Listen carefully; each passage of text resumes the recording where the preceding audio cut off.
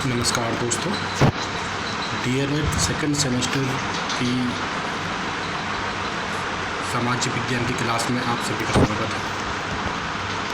दोस्तों, DElEd second semester का जो पहला वीडियो मैंने डाला था वो मौर्य साम्राज्य का था। यहीं से आपकी यूनिट स्टार्ट थी।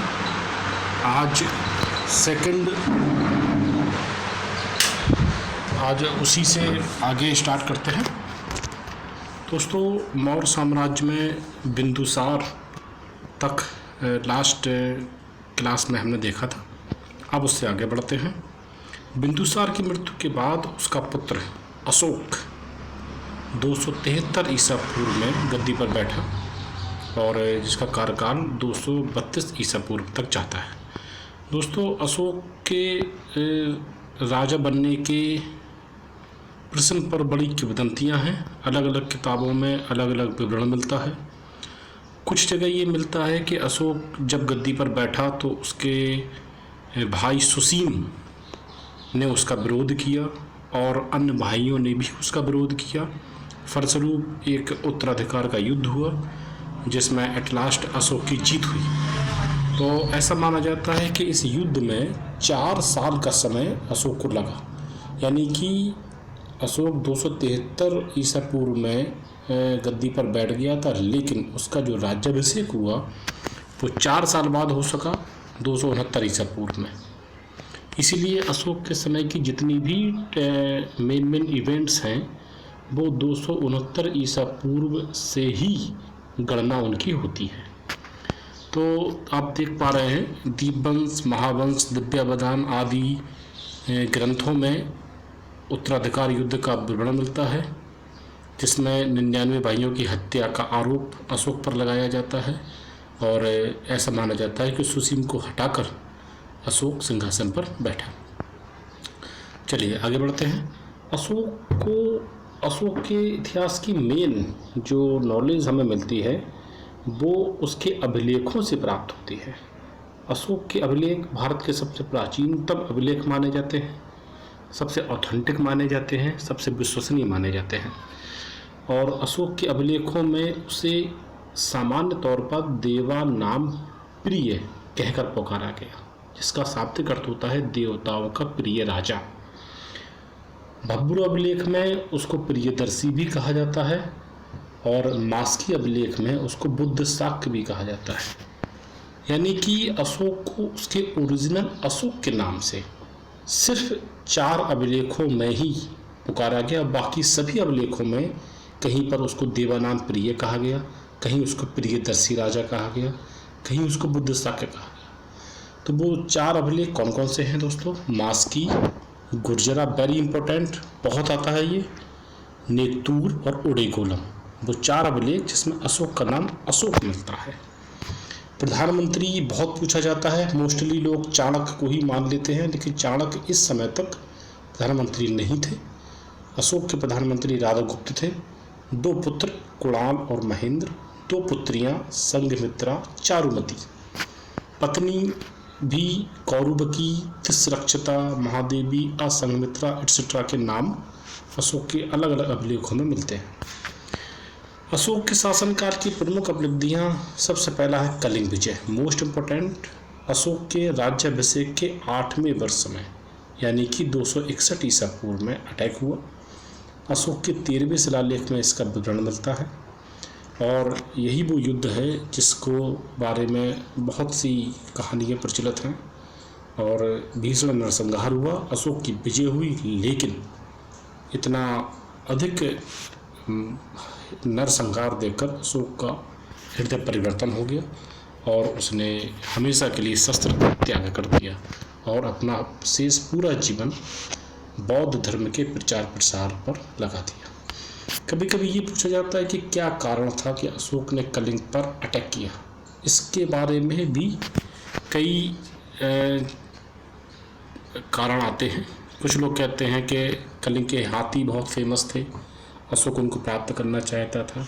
कुछ लोग ये कहते हैं कि समुद्र तट के किनारे था तो कलिंग का व्यापारिक महत्व बहुत था।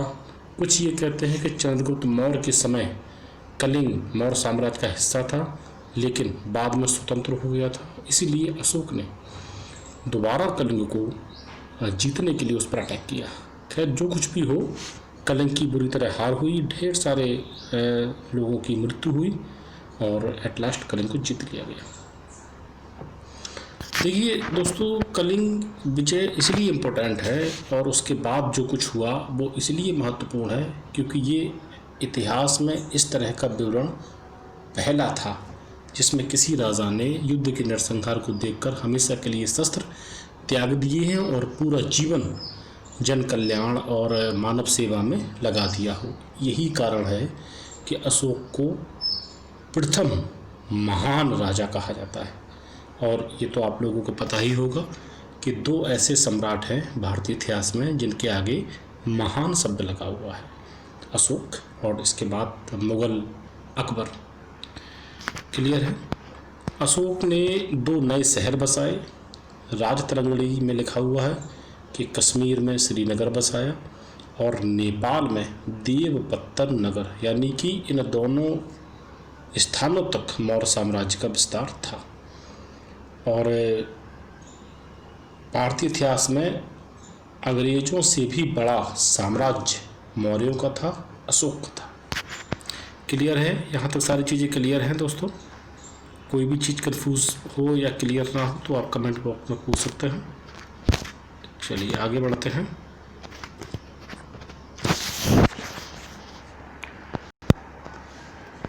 ऐसा माना जाता है कि अशोक ने जब अटैक किया कलिंग पर, उस समय वो बौद्ध धर्म को मानता था, लेकिन सिंपली तरीके से साधारण बौद्ध था। और दो लोगों के नाम आते हैं जिनसे प्रेरित होकर अशोक ने बौद्ध धर्म ग्रहण किया। बौद्ध भिक्षु निग्रोध और उपगुप्त। उपगुप्त के प्रभाव से बौद्ध धर्म उसने अपनाया और बाकी अपना जीवन उसी के प्रचार प्रसार में लगा दिया। और कभी कभी ये भी पूछा जाता है कि बौद्ध धर्म के पहले अशोक किस धर्म का अनुयायी था, तो ब्राह्मण और शैव धर्म का अनुयायी था। क्लियर है। प्रचार प्रसार। अशोक ने जब युद्ध त्याग दिया तो बौद्ध धर्म का प्रचार प्रसार में अपना पूरा जीवन लगा दिया। इसके लिए उसने अपनी सरकारी अधिकारियों का भी प्रयोग किया, अपनी प्रशासनिक ताकत का इस्तेमाल किया। तीसरे शिलालेख में मिलता है कि युक्त, राजुक और प्रादेशिक नामक अधिकारियों की नियुक्ति अशोक ने की धर्म का प्रचार प्रसार करने के लिए। धम्म संस्कृत भाषा के धर्म का प्राकृत रूपांतरण, ये भी क्वेश्चन बहुत पूछा जा चुका है।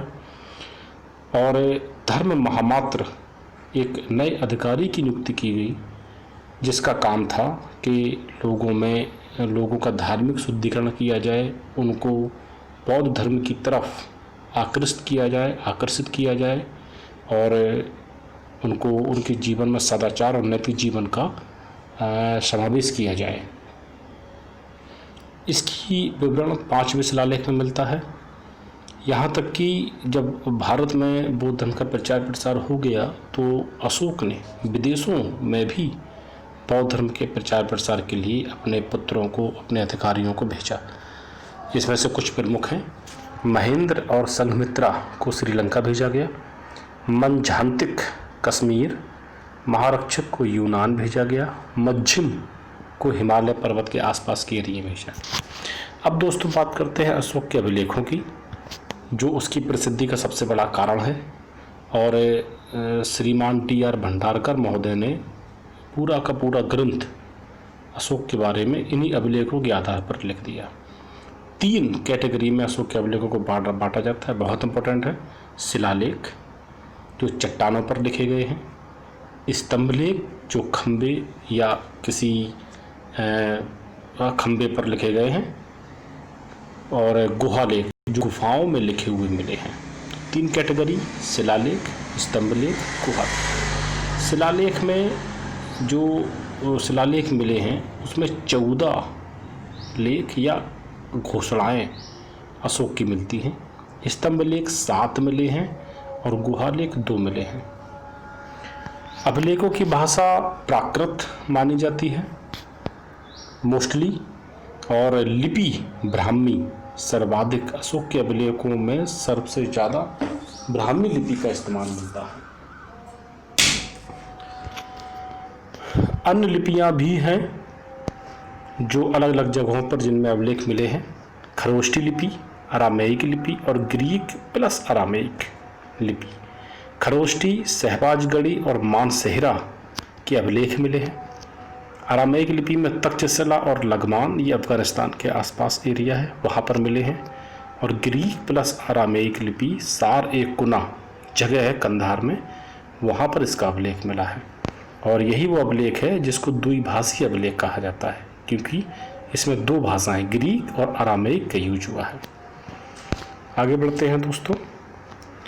सबसे पहले इस लिपि को पढ़ने का श्रेय वेरी इंपॉर्टेंट जेम्स प्रिंसेप को जाता है 1837 में, जिन्होंने अशोक की लिपि को पढ़ा और पूरे संसार के सामने अशोक के बारे में ढेर सारी जानकारियाँ लाएंगे। इसके बाद कुछ प्रमुख शिलालेख जिन पर कुछ मेन अशोक की घोषणाएँ लिखी हुई हैं, देख सकते हैं आप, पूरी इंडेक्स बनी हुई है। 14वां लेख 14वां शिलालेख पर 13वां लेख में कलिंग विजय और 5 विदेशी राज्यों का वर्णन है। 5वें लेख में धर्मामात्र की नियुक्ति है। 8वें लेख में धर्म यात्राओं का विवरण है। 3rd लेख में 3 अधिकारियों युक्त राज्य प्रादेशिक की नियुक्ति का वर्णन है।